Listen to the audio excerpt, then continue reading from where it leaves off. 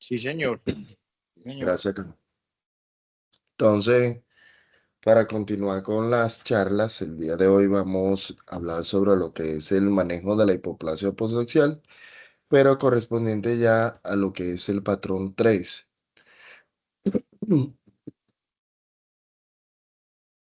Entonces, los objetivos es conocer el patrón y diferenciarlo principalmente del patrón 2 y el patrón 1. ¿Cuál es el orden de manejo de este patrón? Hablar sobre los abordajes que hay que realizar en este patrón y cuál es el tratamiento de estos patrones. Según las clasificaciones, para recordar que vamos a hablar directamente de lo que es el patrón 3, que es este patrón donde hay afectación o hay una conexión con el acetábulo, sino que se presenta una deformidad a nivel de lo que es el cuello y que presenta un anlaje, como comentamos, que es un tejido fibrocartilaginoso que puede afectar su trocantérico o a nivel del cuello. Y el patrón tipo B, que es aquel que no tiene relación con la cabeza femoral, no tiene una relación directa con lo que es el acetábulo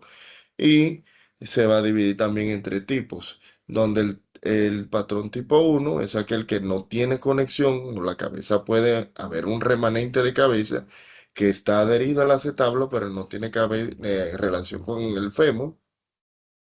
El tipo B2, que es aquel donde no hay relación, como podemos ver con el acetábulo, hay un déficit, una deficiencia o una hipoplasia de lo que es el tercio proximal del fémur y hay una movilidad de la rodilla. Y el patrón 3B, donde es el mismo patrón, la única diferencia es que no hay movilidad de la rodilla, hay una rodilla rígida con un déficit de extensión de 1,45 grados.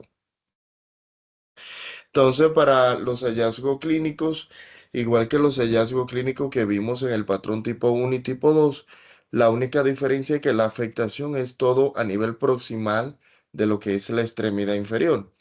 Entonces, aquí vamos a tener una deformidad a nivel de lo que es el cuello, el tercio proximal del fémur, con la retroversión, con la rotación externa de lo que es el muslo, con la hipoplasia de lo que es la rodilla, con una alteración de los meniscos y de los cruzados, que puede presentarse una hemimelia tibial, ya sea una hemimelia peroneal, perdón, donde hay una disminución en el tamaño del peroné con una hipoplasia de él o una ausencia total. Y la deformidad, como podemos ver, que es todo a nivel proximal.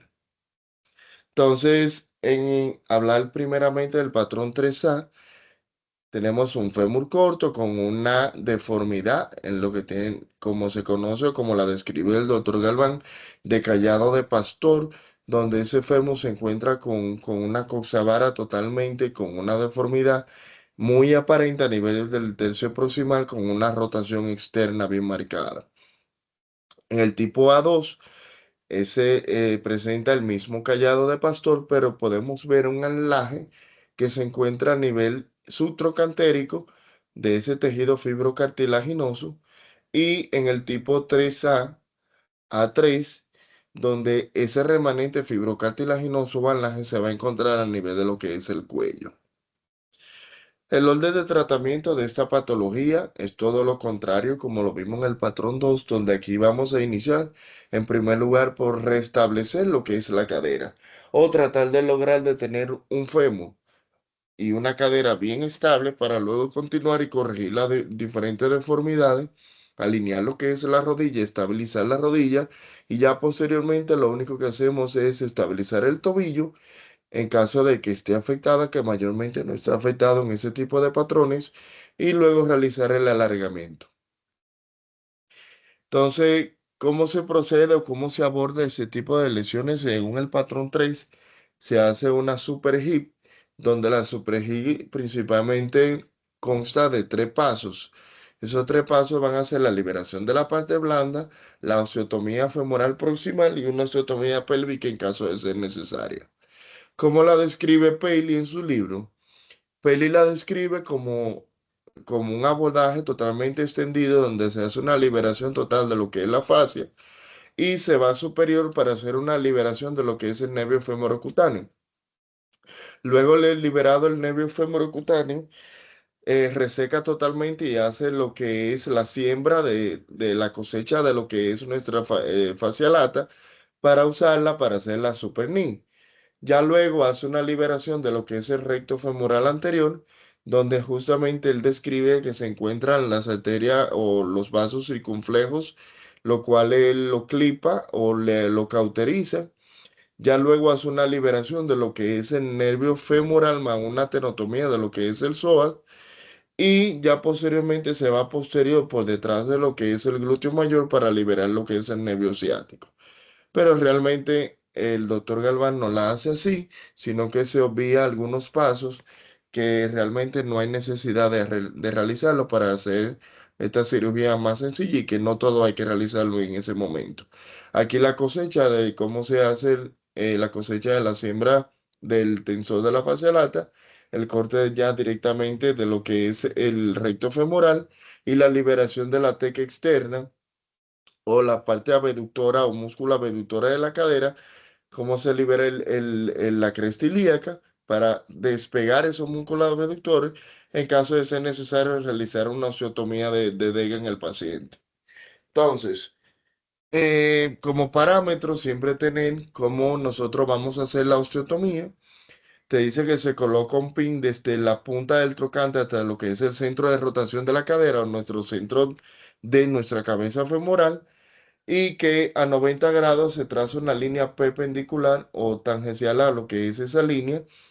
para nosotros tomar luego 45 grados con relación a esa línea perpendicular que tomamos de nuestra guía de rotación y en esa dirección es que se coloca la placa para luego nosotros hacer nuestra ototomía y resecar o hacer un short a nivel proximal del fémur. Ya luego Peli describe cómo se hace la osteotomía de Dega más el acortamiento donde hace una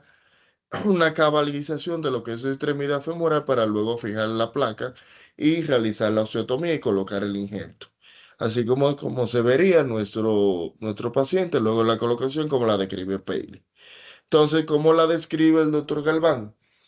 Se hace una disección totalmente del superhit, totalmente extendido, un abordaje totalmente lateral extendido, haciendo nuestras marcaciones tanto de la cresta ilíaca, la espina ilíaca anterosuperior, como nuestra patela, nuestra tuberosidad anterior, nuestro tubérculo YLD, que es nuestro límite de disección o incisión. Entonces se hace el abordaje. Aquí podemos ver cómo se hace totalmente ese abordaje extendido, se hace posteriormente acá la liberación de lo que es esa fascia para nosotros resecar lo que es nuestra fascia lata para la reconstrucción de nuestra rodilla. Aquí vemos cómo estamos haciendo, como lo describe el doctor, un surfing por encima de lo que es la fascia lata para nosotros resecarla. Ya luego que tenemos nuestra fascia identificada, procedemos a resecarla o hacer lo que es la siembra o la cosecha de ella por medio de lo que es la técnica de surfing y resecar totalmente nuestra fascia lata. Aquí vemos cómo estamos separando lo que es la fascia lata de lo que es el músculo tensor, ya que posteriormente el músculo tensor se reseca hacia superior para nosotros poder identificar lo que es la extremidad o el trocánter mayor para continuar con nuestro procedimiento, se hace la liberación de lo que es ese músculo tensor. Ya luego identificado nuestro sensor, nos vamos a encontrar directamente acá lo que es el trocánter, que sería nuestra punta del trocánter mayor, y como se pueden visualizar ahí mismo, justamente donde está el cauterio, la fibra de lo que son el glúteo medio, la cual viene en una dirección desde superior hasta inferior, ya que no es la dirección, ya que presenta una deformidad totalmente retroversa. Aquí podemos ver lo que es el glúteo medio, como está marcado y la ubicación de lo que sería nuestra punta del trocante para nosotros iniciar con el trazo de lo que sería nuestro pin. Luego de nosotros hacemos una movilización para ver qué tenemos. Aquí se puede ver la rotación interna máxima y abducción, donde esa cara lateral del trocante se expone mucho mejor y la podemos mejor palpar. Luego hacemos una artrografía, se les realiza una radiografía y una artrografía para nosotros ver qué tenemos. Y por medio de esa artrografía, luego nos vamos a diseccionar por nuestro abordaje posterolateral, a diseccionar y encontrar lo que es nuestro fémur. O sea, aquí no veamos los pasos de buscar los nervios, sino que nos vamos directamente a hacer nuestra ubicación femoral, nuestra ubicación ósea, para proceder a marcar. Aquí vemos cómo se hace toda la disección posterior, viendo la marcación de lo que sería nuestra diáfisis, preservando lo que es el periósteo para preservar la vascularidad en ese segmento. Aquí vemos cómo se coloca el pin desde la punta del trocánter hasta lo que es el centro de rotación. Este pin no tiene que estar anclado directamente a hueso, aunque es mayormente cartilaginoso y se puede anclar. Y ya luego vamos a lo que es la colocación de nuestro pin 90 grados en dirección a ese pin de guía que tenemos al centro de rotación, como podemos ver en la imagen. Aquí estamos insertando ese pin, el cual va directamente 90 grados con relación al otro. Ya posteriormente insertado el pin, lo que vamos a hacer es colocar nuestra guía para la colocación de la placa 45 grados en dirección a esos 90 grados tomados de nuestra guía del centro de la rotación. Aquí podemos ver ya cómo están colocando la placa, la cual se coloca en esa misma dirección y se coloca en la tornillo. Se hace nuevamente una radiografía y una artografía para verificar que esa guía estén tanto en el plano AP como en el plano lateral, estén bien céntricos a nivel de lo que es la cabeza femoral. Ya luego de colocado ese pin, se procede a colocar lo que es la placa, se verifica nuevamente que los tornillos queden totalmente céntricos y ya luego de nosotros tener nuestra placa colocada con una placa de 140 grados, vamos a hacer nuestra osteotomía, donde se hace como siempre la realizamos por una técnica de mínimamente térmica o evitar la menor lesión térmica a nivel de lo que sea óseo, que es con la broca. Procedemos a realizar la osteotomía a nivel de lo que es ese anclaje sutrocantérico en este caso, ya que si este paciente es una lesión sutrocantérica y procedemos a completar la osteotomía y hacemos un acabalgamiento de lo que es la extremidad para ver qué tanto hueso vamos a resecar para nosotros alinear esa extremidad o hacer el chop. Aquí podemos ver cómo estamos desperiostizando ese segmento o esa parte ósea que le vamos a hacer la osteotomía para luego nosotros fijar nuestra placa y aquí ya tenemos lo que es restaurado totalmente lo que es nuestra diáfisis. Se coloca por luego el pin que va a nivel de lo que sería el trocánter menor y procedemos a fijar nuestra placa. Aquí vemos cómo se está realizando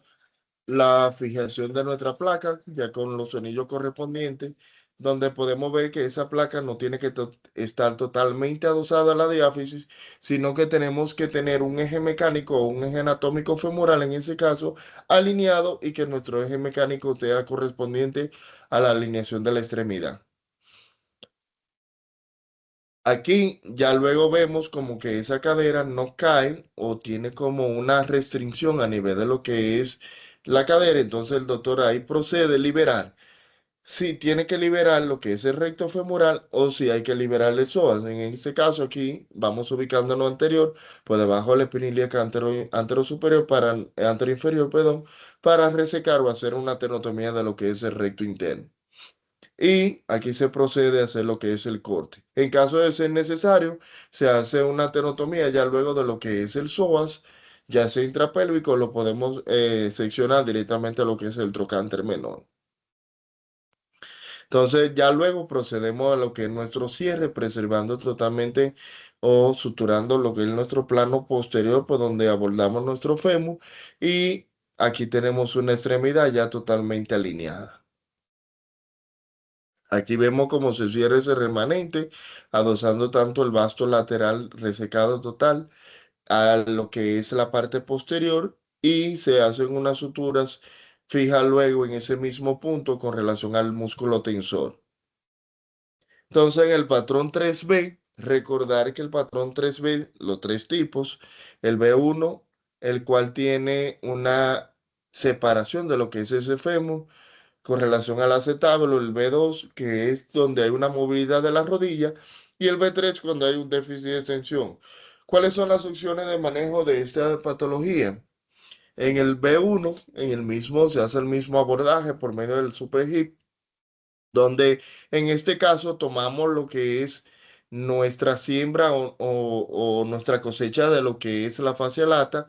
y la vamos a tomar para hacer un tipo de hamaca a nivel superior de lo que es ese remanente óseo, el cual se va a fijar a nivel de lo que es la pelvis. Ya para hacer la reconstrucción de la supernis deberíamos tomar la fascia lata contralateral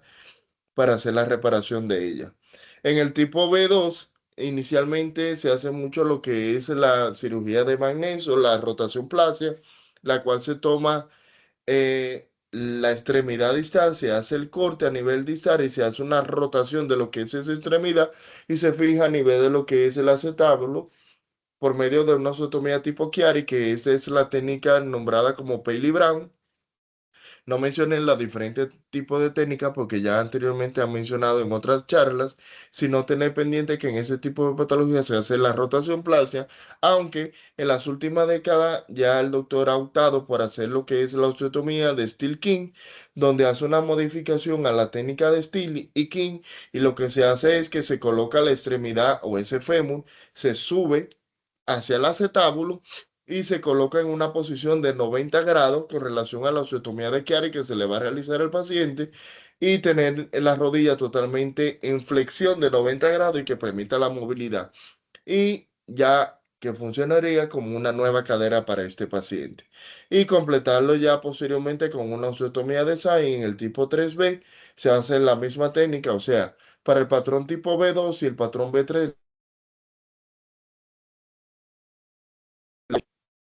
es cuanto a las conclusiones. Iniciar siempre estabilizando nuestra cadera, estabilizando, tener una alineación de lo que es nuestra extremidad con relación al eje anatómico y mecánico de la extremidad, restaurar la anatomía ósea del fémur y el acetábulo, y en caso de estabilizar las articulaciones de las rodillas si están afectadas. Entonces ya paro la grabación.